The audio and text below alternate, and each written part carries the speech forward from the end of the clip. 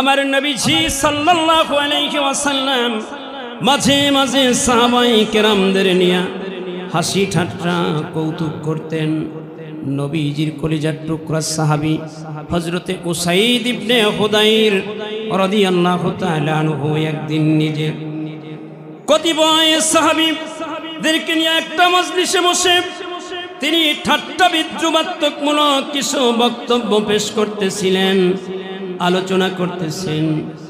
এই সময়ে আমাদের প্রিয় নবীজি রাসূলুল্লাহ সাল্লাল্লাহু আলাইহি ওয়াসাল্লাম সেই মজলিসের সামনে এসে হাজির হলেন। নিজেরা বসে কিছু কথাবার্তা বলতেছে, কিছু রসালো কথা, কৌতুকমূলক কিছু কথা। এই কথাগুলো চলাকালীন সময়ে নবীজি সেই মজলিসের সামনে এসে হাজির। আমার নবীজির হাতের মধ্যে একটা লাঠি ছিল, সেই লাকড়ি খণ্ড দিয়ে আমার নবীজি তখনই হযরতে উসাইদ ইবনে হুদাইর রাদিয়াল্লাহু তাআলা আনহু পিছনে অর্থাৎ নিজের পাজরের মধ্যে একটা খোঁচা দিলেন। সুবহানাল্লাহ। কে দিয়েছেন? নবীজি হযরতে উসাইদ ইবনে হুদাইর রাদিয়াল্লাহু তাআলা আনহুর পাজরের মধ্যে লাকড়ি দিয়ে খোঁচা দিয়েছেন। এই লাকড়ি দিয়ে খোঁচা দেওয়ার পরে হযরতে উসাইদ ইবনে হুদাইর রাদিয়াল্লাহু তাআলা আনহু বলে উঠলেন, ইয়া রাসূলুল্লাহ, ইয়া হাবিবাল্লাহ সাল্লাল্লাহু আলাইহি ওয়াসাল্লাম, নবী গো, আপনি আমারে খোঁচা দিলেন। নবী বললেন, হ্যাঁ আমি তো খোঁচা দিয়েছি। উসাইদ বিন হুদাইর রাদিয়াল্লাহু তাআলা আনহু বললেন, হুজুর, আপনার উপরে কোরআন নাজিল হয়েছে। কোরআনে কারিমের মধ্যে আল্লাহ তো কিসাস গ্রহণ করাকে ফরজ করেছে। কুতিবা আলাইকুমুল কিসাসু ইয়া আইয়ুহাল্লাযীনা আমানু কুতিবা আলাইকুমুল কিসাসু ওয়াল কতলু বিল কতলি ওয়াল হুররু বিল হুররি ওয়াল আবদু বিল আবদি ওয়াল উনসা বিল উনসা। হে আমার নবীজি, আল্লাহ কিসাস গ্রহণ করা ফরজ করেছেন। কেউ যদি একজন স্বাধীন পুরুষ হত্যা করে, তার বিপরীতে দ্বিতীয় পক্ষের একজন স্বাধীন পুরুষ হত্যা করা বৈধ হয়ে যায়, ফরজ হয়ে যায়। এই প্রতিশোধ গ্রহণ করাকে আল্লাহ জায়েজ সাব্যস্ত করে দিয়েছেন। নবী গো, আপনি আমাকে খোঁচা দিয়েছেন, আমি আপনার সাহাবী উসাইদ বিন হুদাইর এর প্রতিশোধ গ্রহণ করতে চাই। আপনাকে আমি একটা খোঁচা দিয়ে প্রতিশোধ নিতে চাই। আল্লাহু আকবার বলেন। নবীজিকে বললেন, ইয়া রাসূলুল্লাহ, ইয়া হাবিবাল্লাহ সাল্লাল্লাহু আলাইহি ওয়াসাল্লাম, নবী গো, আপনি আমাকে খোঁচা দিয়েছেন, আমি আপনাকে খোঁচা দিব, প্রতিশোধ নিব। নবীজি আমার তৎক্ষণাৎ বললেন, হ্যাঁ আমি তোমাকে খোঁচা দিয়েছি, তুমি প্রতিশোধ নিতে পারো, অধিকার তো তোমার অবশ্যই আছে। হুজুর বললেন, আচ্ছা তুমি প্রতিশোধ নাও। উসাইদ বিন হুদাইর বলে, হুজুর, আপনি যেই লাঠি মোবারক দিয়ে আমাকে খোঁচা দিয়েছেন, আমি সেই লাঠি দিয়ে আপনাকে খোঁচা দিতে চাই। রে মুমিন ভাইয়েরা, কেমন দয়ার নবী, কেমন মায়ার নবী, কেমন নবীর উম্মত আমরা। আজও চিনলাম না সেই নবীজি রে। নবী আমার বলে, এই নাও, আমি দিলাম তোমার লাঠি, তুমি প্রতিশোধ নাও, আমারে তুমি খোঁচা দাও, প্রতিশোধ গ্রহণ করো। সুবহানাল্লাহ বলে। নবীজি এই বলেই তিনি উসাইদ বিন হুদাইর রাদিয়াল্লাহু তাআলা আনহুর হাতের ভিতরে সেই লাঠি মোবারক নিজের হাতেই তুলে দিলেন। বললেন, রে উসাইদ বিন হুদাইর, এই লাঠি নাও, আমি রাসূল তোমাকে খোঁচা দিয়েছি, তুমিও আমারে খোঁচা দিবা, খোঁচা দাও, প্রতিশোধ নাও। আমি রাসূল তোমার কাছে লাঠি দিয়া দিলাম, আমি কেমনে প্রতিশোধ নিই, এটা তো হতে পারে না। আপনি আমার গায়ের ভিতরে যখন খোঁচা দিয়েছিলেন, তখন আমি যেমন ছিলাম ওই রকম যদি আপনাকে আমি পাই, তাইলে না প্রতিশোধ নেওয়া সম্ভব হয়, নতুবা আমি কেমনে প্রতিশোধ নিব, এটা হয় না। নবী গো, আমার দয়ার নবী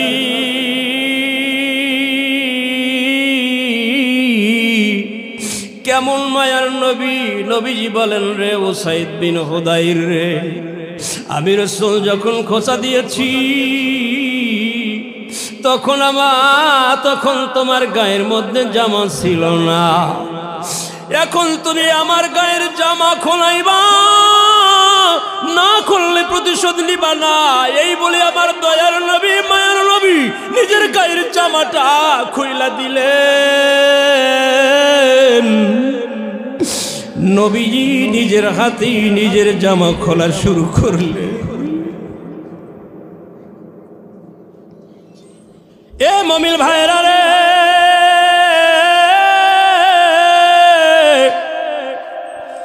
নবীজি নিজের পবিত্র জামা মুবারক খুলে ফেললেন। জামা খুইলা হযরতে উসাইদ বিন হুদাইর রাদিয়াল্লাহু তাআলা আনহুকে নবী আমার বললেন, রে উসাইদ বিন হুদাইর, প্রতিশোধ নাও, এইবার তুমি আবার খালি গায়ে পেয়েছো, এখন খোঁচা দিয়া প্রতিশোধ নাও। লাঠি নিয়ে তিনি আমার নবীজির পিছনের দিকে আস্তে আস্তে করে সামনের দিকে অগ্রসর হচ্ছেন। নবীজির কলিজার টুকরা সাহাবাই কেরাম যারা ছিলেন, সাহাবাই কেরামরা সবাই যেন হতভম্ব হয়ে গেছে। আমার নবীজি না হয় তোমার গায়ের মধ্যে একটা খোঁচা মহব্বতে দিয়েই ফেলেছেন, সেই খোঁচার জন্য তুমি আমার নবীজির গায়ে খোঁচা দিয়ে প্রতিশোধ নিবা, কেমনে নিবা? আমার নবীর থেকে প্রতিশোধ না নিয়ে ক্ষমা করে দেয়া যায় কি না?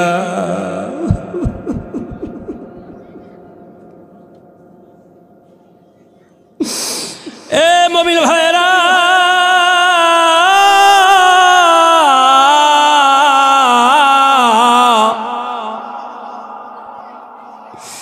এমন কথা যখন বললেন, সাহাবায়ে কেরামদের জবান থেকে কথা শুনে উসাইদ বিন হুদাইর রাদিয়াল্লাহু তাআলা আনহু তার অবস্থান থেকে আদৌ নড়ে না। না না, আমি প্রতিশোধ নিব, আমারে প্রতিশোধ নিতে দাও, বারণ কইরো না। নবীজির সাহাবী আবু বকর, যার জীবনটা নবীজির নুরানি কদমে বিসর্জন দিয়েছেন, গোটা জীবন যার আমার নবীজির কদমে ফেদা করেছেন, ওই সাহাবী আয়েশা ডাক দিয়া বলে, উসাইদ বিন হুদাইর ভাই, আমার নবী তোমারে খোঁচা দিয়েছে, প্রতিশোধ নিতে চাও? আমি আবু বকর তোমার কাছে বিনয়ের সাথে বলি, আমার নবীরে খোঁচা না দিয়া তোমার যতগুলো খোঁচা দিয়া প্রতিশোধ নিতে মন চায়, আমি আবু বকরের গায়ে খোঁচা দিয়া প্রতিশোধ না। উসাইদ বিন হুদাইর ডাক দিয়া বলেন, রে ভাই আবু বকর, আমার রাসূল আমাকে খোঁচা দিয়েছেন, আমি আপনারে খোঁচা দিব না। আবার রাসূল খোঁচা দিয়েছেন, আমিও রাসূলকে খোঁচা দিয়া প্রতিশোধ নিতে চাই। মুমিন ভাইরা রে, মসজিদে নববীর পুরো পরিবেশটা কেন যেন থমথম পরিবেশে পরিণত হয়ে গেছে। কেউ কোনো কথা আর বলে না, পিন পতন নীরব স্তব্ধ হয়ে গেছে। পুরো মসজিদে নববীটা যেন এক শোকের বন্যায় মানুষের মধ্যে মহা একটা সংকটের মুহূর্ত অতিবাহিত করতেছি। আমার নবীজি নিজেও দাঁড়ায় আছেন, বলতেছেন, উসাইদ রে, প্রতিশোধ নাও, আমি রাসূল তো দাঁড়িয়ে আছি। মুমিন ভাইরা রে, হযরতে উসাইদ বিন হুদাইর রাদিয়াল্লাহু তাআলা আনহু সাহাবায়ে কেরামদের দিকে তাকায়, দেখে প্রত্যেক সাহাবী চোখের পানি ছেড়ে ছেড়ে কেঁদে কেঁদে একাকার। সবাই যেন কিছু বলতে চায়, প্রতিশোধ নিলে আমার থেকে নাও, নবীর গায়ে প্রতিশোধ নিতে গিয়া তুমি খোঁচা দিও না। কারো কথাই শোনে না, লাঠি নিয়ে পিছনে গিয়া দাঁড়ায়। কতক্ষণ পরে তার হাত থেকে দিকের লাঠিটা কাঁপতে কাঁপতে পড়ে গেল। একটা চিৎকার দিয়ে আমার নবীজির দুই কাঁধের মাঝখানে মোহরে নবুয়তের উপরে চুমু দিয়া বলে, ইয়া রাসূলুল্লাহ, ইয়া হাবিবাল্লাহ, মায়ার নবীজি গো, দীর্ঘদিন পর্যন্ত মনের বাসনা ছিল আপনারে কখন খালি গায়ে পাইব, মোহরে নবুয়তটা দেখব, মোহরে নবুয়তে একটা চুমা দিব, আপনার থেকে প্রতিশোধ দিতে পারে এমন মানুষ পৃথিবীতে পয়দা হয় নাই, হবেও না। মায়ার নবী গো, দীর্ঘদিনের লালিত স্বপ্ন উসাইদ বিন হুদাইরের পূর্ণ হয়েছে। আমার ইচ্ছাই ছিল আপনার মোহরে নবুয়তের মধ্যে আমি মহব্বতে একটা চুমা খাইব।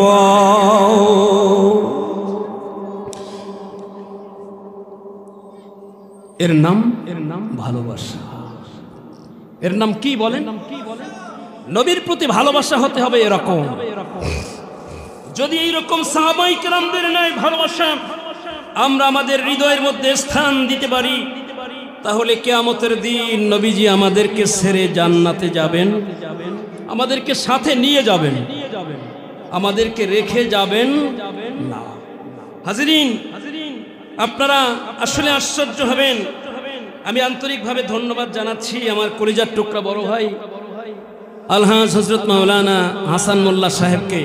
সমাজের কারণে, মানুষের জন্য তিনি বিশাল একটা নোট আমাকে ধরিয়ে দিয়েছেন, যেই বিষয়গুলো কথা বলবেন সমাজের মানুষের জন্য। এখানে যতগুলো বিষয় আছে 13টা বিষয় মার্কিং করা।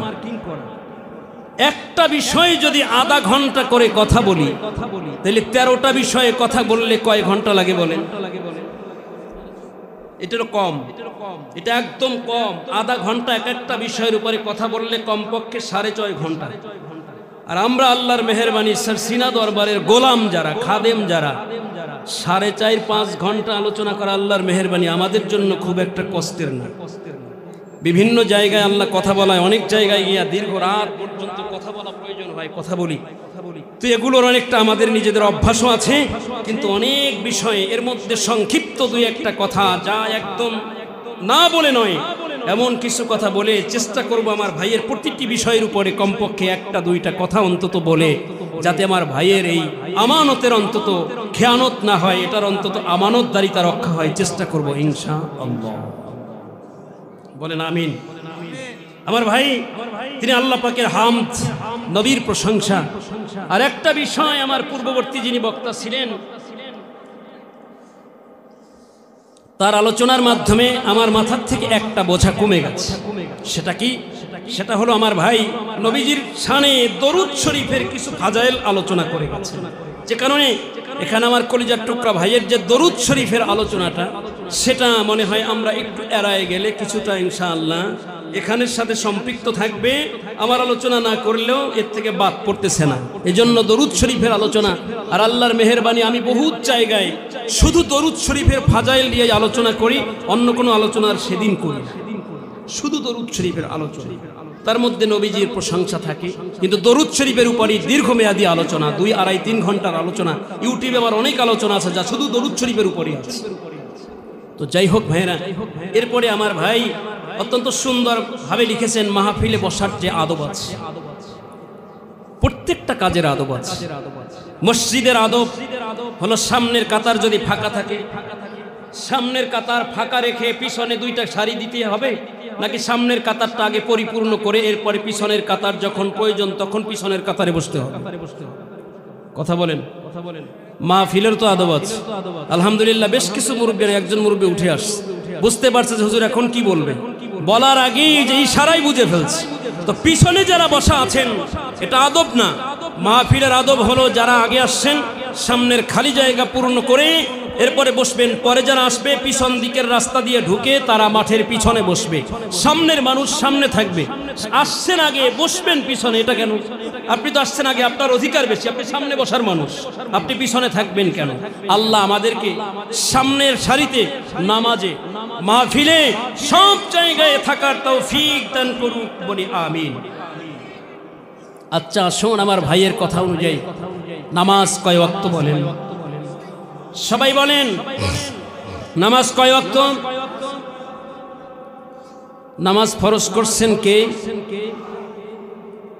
ইন্নাস সালাতা কানাত আলাল মুমিনিনা কিতাবাম মাওকুতা।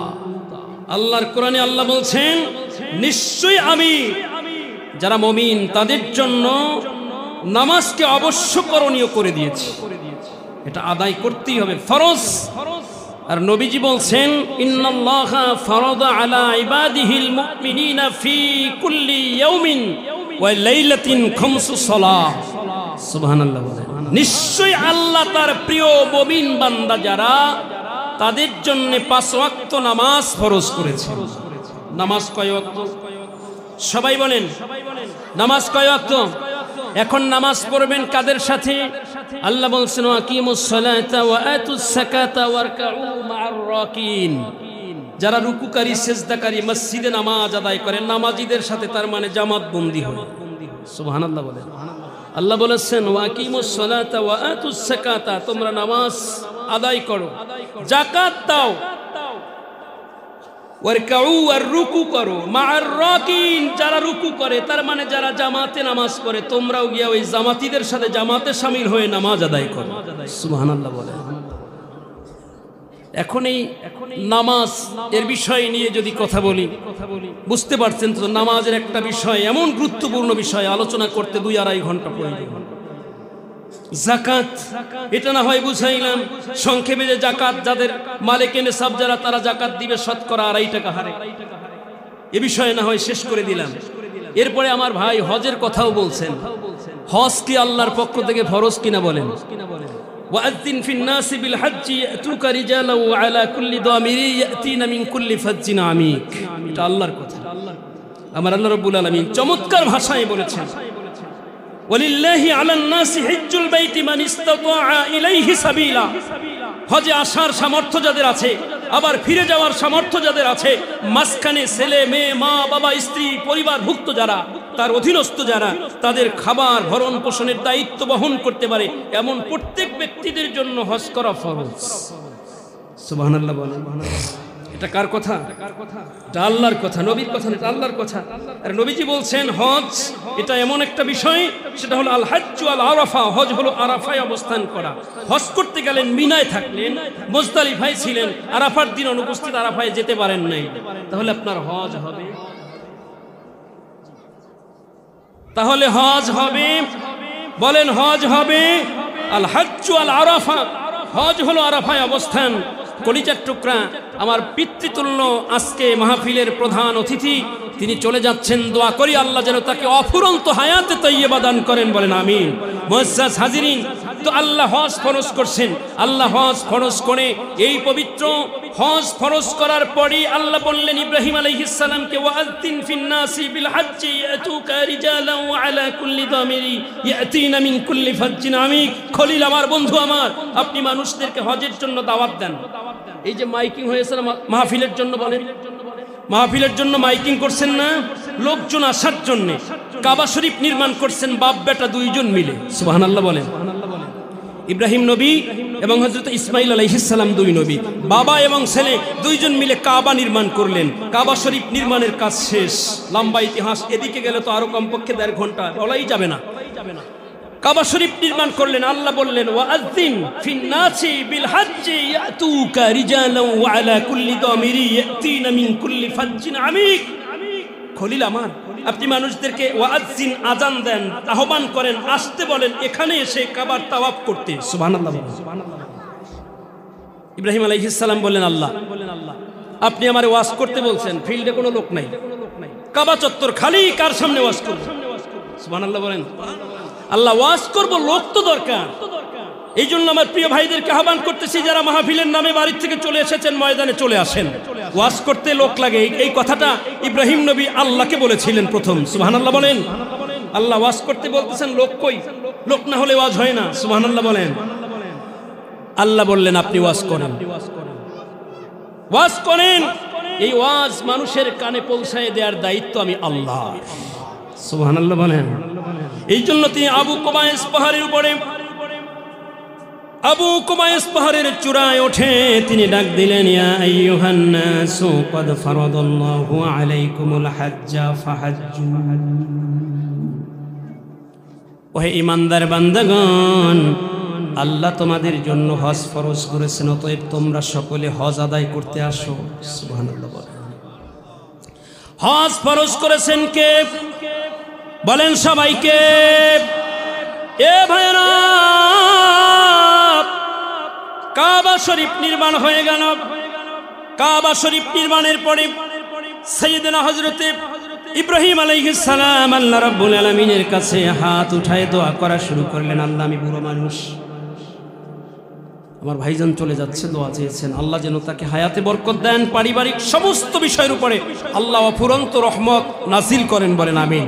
আমার ভাইয়েরা, সাইয়েদনা হযরত ইব্রাহিম আলাইহিস সালাম কাবা শরীফ নির্মাণের পরে আল্লাহ রাব্বুল আলামিনের কাছে বললেন, আল্লাহ আমি বুড়ো মানুষ, অতএব মালিক আমি বুড়ো মানুষ, এই বুড়ো বয়সের অনেক মানুষ কাবা শরীফের তাওয়াফে চলে আসবে বিশ্বের বিভিন্ন রাষ্ট্র থেকে।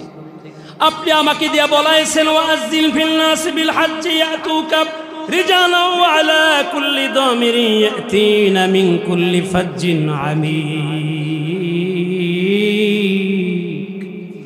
আপনি আহ্বান করেন দূর দূরান্ত পথ অতিক্রম করে তারা নিজেরা পায়ে হেঁটে পদব্রজে অথবা তারা বাহনে অতিবাহিত হয়ে কাবা শরীফের সামনে এসে এই কাবা শরীফের তাওয়াফ করবে। ইব্রাহিম আলাইহিস সালাম হজের আহ্বান করলেন, তৎক্ষণাৎ আল্লাহর কাছে হাত উঠায় দোয়া করলেন, আল্লাহ আমি তো বুড়ো মানুষ, অতএব আল্লাহ বুড়ো বয়সের মানুষ যারা কাবার তাওয়াফে আসবে আপনি তাদেরকে ক্ষমা করে দেন, আমার দোয়া তাদের জন্য কবুল করে না। এ ভাইরা, কাবা শরীফের তাওয়াফ যারা করলেন, বৃদ্ধ বয়সের মানুষ করতে আসবে, তাদের জন্য সাইয়েদনা হযরত ইব্রাহিম আলাইহিস সালাম আল্লাহর কাছে দোয়া করলেন, আল্লাহ আপনি কাবা তাওয়াফকারী বৃদ্ধ মানুষদের পক্ষে আমার দোয়া করেন। আল্লাহ দোয়া মঞ্জুর করলেন। এরপরে সাইয়েদনা হযরত ইসহাক আলাইহিস সালামের আম্মা এবং হযরতে ইসমাইল আলাইহিস সালামের আম্মারা, তারা দুইজন সেখানে উপস্থিত। তারাও বলতেছেন, আল্লাহ ওগো দয়াময় মালিক আল্লাহ, হযরতে ইসমাইল আলাইহিস সালাম আল্লাহর কাছে হাত তুলে দোয়া করে, আল্লাহ আমি তো একদম বাচ্চা বয়সের মানুষ, এই ছোট ছোট বয়সে কাবা শরীফের যারা তাওয়াফে আসবে আমি ইসমাইলের থেকে, আল্লাহ আমি ইসমাইলের পক্ষ থেকে তাদের জন্য দোয়া কবুল করেন। আল্লাহ বলেন দোয়া মঞ্জুর করলাম। এরপরে হযরত ইসহাক আলাইহিস সালাম দোয়া করেন, আল্লাহ আমি তো মধ্য বয়সের মানুষ, মধ্য বয়সের মানুষও তো আসবে, বাবা বৃদ্ধ মানুষ, বৃদ্ধ বয়সের মানুষের জন্য দোয়া করেছেন, আমার ছোট ভাই তার বয়সীদের জন্য দোয়া করেছেন, আর আমি হলাম মধ্যম বয়সীর মানুষ, আমি আমার বয়সী মানুষদের জন্য দোয়া করি, আল্লাহ আমার বয়সের মানুষ যারা আসবে তাদের পক্ষে আপনি আমার দোয়া মঞ্জুর করে না। সুবহানাল্লাহ বলেন।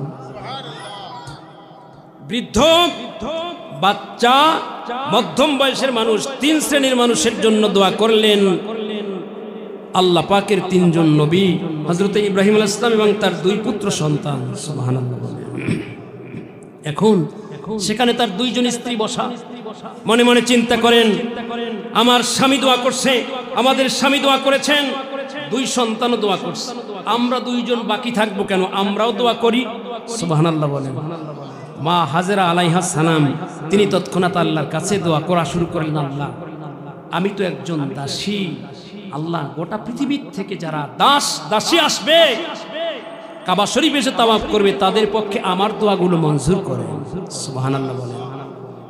এখন মা সারা আলাইহাস সালাম তিনি পাশে বসা, মনে মনে চিন্তা করলেন, স্বামী দোয়া করলেন, দুই সন্তান দোয়া করলেন, আমার বোন হাজেরাও দোয়া করলেন, আমি তো একজন বাদশার কন্যা, পৃথিবীতে ধনাঢ্য ব্যক্তিদের কন্যারাও তো আসবে, তাদের পক্ষে আমার দোয়া করা দরকার। সুবহানাল্লাহ বলেন। তিনি দোয়া করলেন, আল্লাহ গোটা পৃথিবীর মধ্য থেকে যারা ধনী ব্যক্তিদের কন্যারা, ধনী ব্যক্তিদের ধনীর দুলালীরা আসবে তাদের পক্ষে আমার দোয়া মঞ্জুর করে নেন। সুবহানাল্লাহ। আচ্ছা, সাইয়েদনা ইব্রাহিম আলাইহিস সালাম আমাদের জন্য দোয়া করতে কি বাধ্য ছিলেন? প্রয়োজন ছিল? কিন্তু দোয়া করছেন কেন? তিনি জানছেন আমাদের নবী হবেন সর্বশ্রেষ্ঠ নবী। সুবহানাল্লাহ। এই নবীর উম্মতের জন্য দোয়া করে গেলেন, আমাদের জন্য দোয়া করে গেলেন।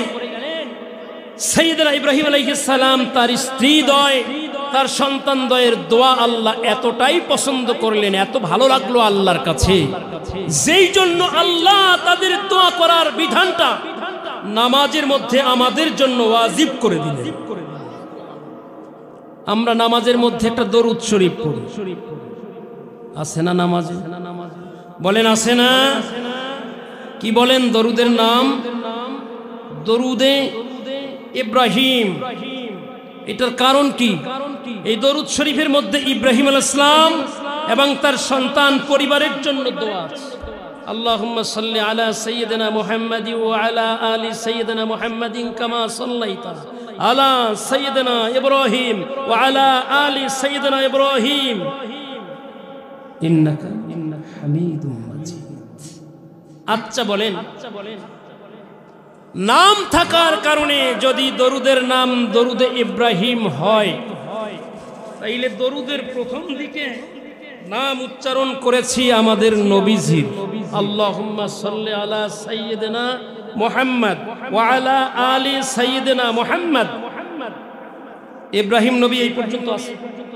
বলেন ইব্রাহিম নবীর নাম কি এখন পর্যন্ত আসছে? আল্লাহুম্মা সাল্লি আলা সাইয়্যিদিনা মুহাম্মদ ওয়া আলা আলি সাইয়্যিদিনা মুহাম্মদ। এই পর্যন্ত এতক্ষণ যা পড়েছি এর মধ্যে কি ইব্রাহিম নবীর কোনো নাম আইছে?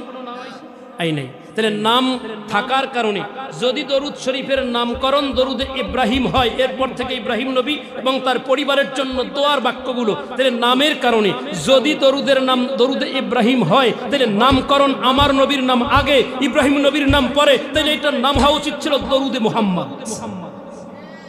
কথা বলেন। এক শ্রেণীর মানুষের কথা হলো দরুদে ইব্রাহিম ছাড়া নাকি আর কোন দরুদ শরীফই নাই। তাহলে দরুদ ইব্রাহিম, এই ইব্রাহিম নামকরণটা কে করলো? সেই ব্যক্তির নামটা একটু ফাঁস করেন না। এটার নাম যে দরুদে ইব্রাহিম, কে বলছে? এটার নাম কে বানাইছে? নামকরণের মূল ব্যক্তিকে কে নাম দিল? নাম থাকার কারণে যদি দরুদে ইব্রাহিম হয়, তাইলে নামের কারণে দরুদে মুহাম্মদ বলবো আজ থেকে। তুমি পারলে আমারে বাধা দাও। সুযোগ আছে? বলেন সুযোগ আছে? নাই। আমার ভাইরা, অসংখ্য বিষয়, আসলে কোনটার থেকে কোন দিকে দৌড় দিব, সময় তো আবার চলে যাচ্ছে। অল্প সময়ের মধ্যেই আমাদের কলিজার টুকরা আজকে মাহফিলের প্রধান বক্তা চলে আসবেন ইনশাআল্লাহ। মুআজ্জাজ হাজিরিন, এরপরে আমার ভাই যে বিষয়গুলো বলেছেন, রোজার কথাও বলেছেন, রোজার মাস চলে আসতেছে না? বলেন। আল্লাহ বলছেন, ইয়া আইয়ুহাল্লাযীনা আমানু কুতিবা আলাইকুমুস সিয়াম কামা কুতিবা আলাল্লাযীনা মিন ক্বাবলিকুম লাআল্লাকুম তাত্তাকুন। হে ঈমানদার বান্দাগণ, তোমাদের জন্য রমজান মাসের রোজা ফরজ করা হয়েছে যেভাবে তোমাদের পূর্ববর্তীদের জন্য ফরজ করা হয়েছিল। সুবহানাল্লাহ। বলে তোমাদের জন্য রমজান মাসের রোজা ফরজ করা হয়েছে যেভাবে তোমাদের পূর্ববর্তীদের জন্য রোজা ফরজ করা হয়েছিল। সুবহানাল্লাহ। আমার ভাইরা, রমজান মাসের রোজা আপনি কিভাবে থাকবেন, থাকলে কি ফায়দা হবে? নবী আমার বলেছেন, মান সামা রমাদান ঈমানাও ওয়া ইহতিসাবান গুফিরা লাহু মা তাকদ্দামা মিন যামবি। রমজান মাসের শুরু থেকে যে ব্যক্তি রোজাগুলো থাকবে, রমজান মাসের রোজাগুলো ঈমানের সাথে সওয়াব প্রাপ্তির নিয়তে রমজান মাসের সব রোজাগুলো যে ব্যক্তি থাকবে, রব্বুল আলামিন দয়া করে তার জীবনের সব গুনাহ মাফ করে দিবে।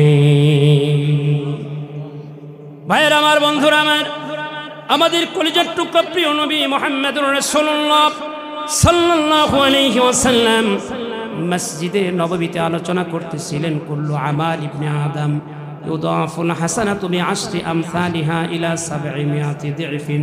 قال الله تعالى إلا الصوم فإنه لي وأنا أجزي به।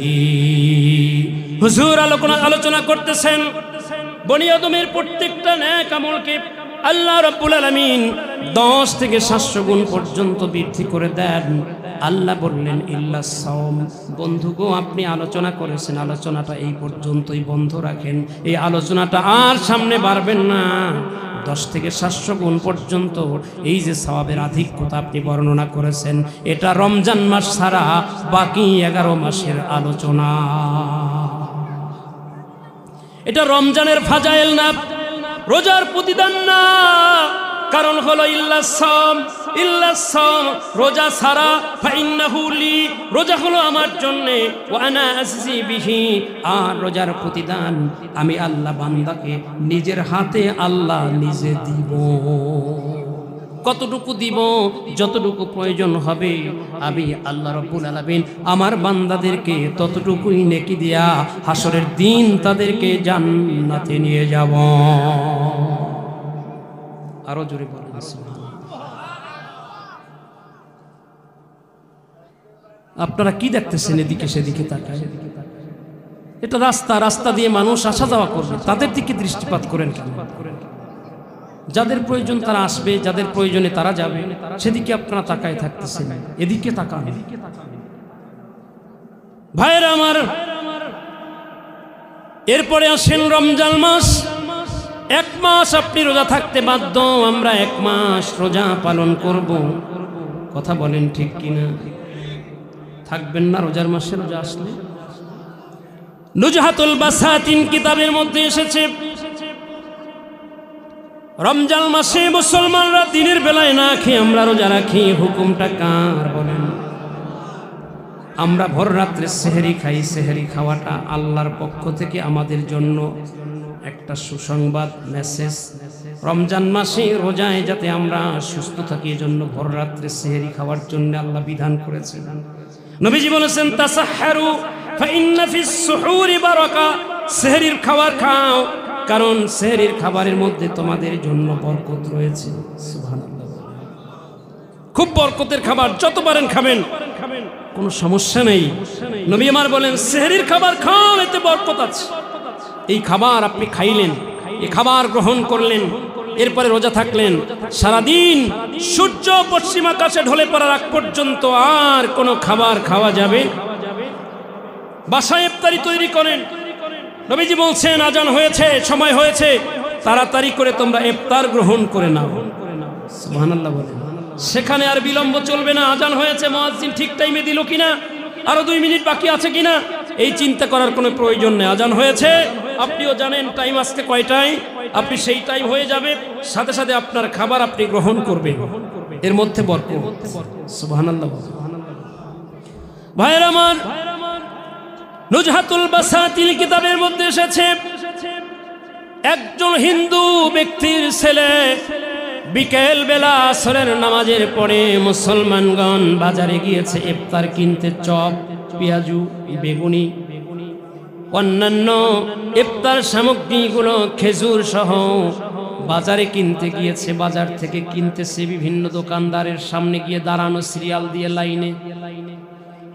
একজন হিন্দুর ঘরের ছেলে, সে একটা দোকান থেকে একটা পেঁয়াজু কিনে রোজাদার ব্যক্তিদের সামনে বসে খাওয়া শুরু করেছে। আমি আপনাদের কাছে জানতে চাই, হিন্দুর জন্য খাওয়া বৈধ না অবৈধ? ও তো রোজা রাখে নাই, ও তো রোজা বুঝে না, রোজা থাকে না, যেই কারণে ওর জন্য খাওয়া তো এইটা ওদের ধর্ম মতে না জায়েজ না। ও ওদের ধর্মের বিধান অনুযায়ী দিনের বেলা খেতে পারে। ও খাবার শুরু করছে, পেঁয়াজু কিনে মুখের মধ্যে দিয়া রাস্তার মধ্যে বসে খুব মজা করে খাচ্ছে। হিন্দু বাবাই দেখছে।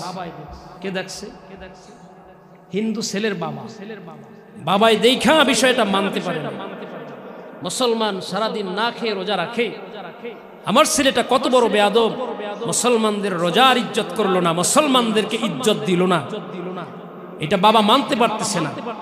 নিজের ভিতরে খালি জল্পনা কল্পনা। মুসলমানরা রোজা অবস্থায় ইফতার কিনতে আসছে, একটু পরে তারা আজান দেওয়ার পরে খাবে, তাদের সামনে তাদের ভাইরা, আমিও আন্তরিকভাবে অভিনন্দন জানাচ্ছি।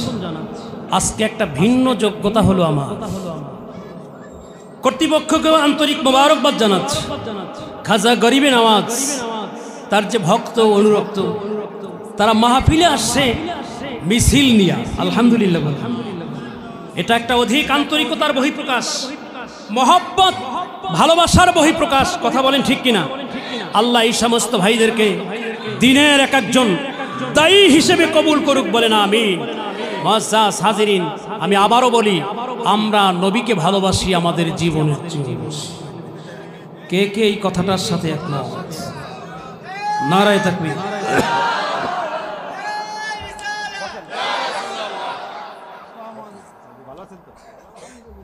আমার ভাইরা, আমরা আমাদের নবীজিকে আমাদের জীবনের চেয়েও বেশি ভালোবাসি। কথা বলেন। নবীজির জীবন থেকে আর দুই একটা কথা বলেই আমার আলোচনার সময় মনে হয় ফুরিয়ে যাবে, এর মধ্যেই শেষ করব ইনশাআল্লাহ। নবীজি জীবনে খুব কষ্ট করেছেন, এটা আমার নবীজি তার উম্মতদের মধ্যে কিয়ামত পর্যন্ত যারা কষ্টে পড়বে, কষ্টে থাকবে, তারা যাতে বলতে না পারে নবীজি এত আলিশান জীবন যাপন করে গেছেন, আমরা কষ্ট পাচ্ছি। এই জন্য নবীজি ইচ্ছে করে আম্মাজান খাদিজাতুল কুবরা রাদিয়াল্লাহু তাআলা আনহার এত অঢেল সম্পত্তি পাওয়ার পরেও এগুলো নবীজি কুক্ষিগত করে রাখলেন না, সব দরিদ্র সাহাবীদের মাঝে বিলীন করে দিলেন। সুবহানাল্লাহ বলেন।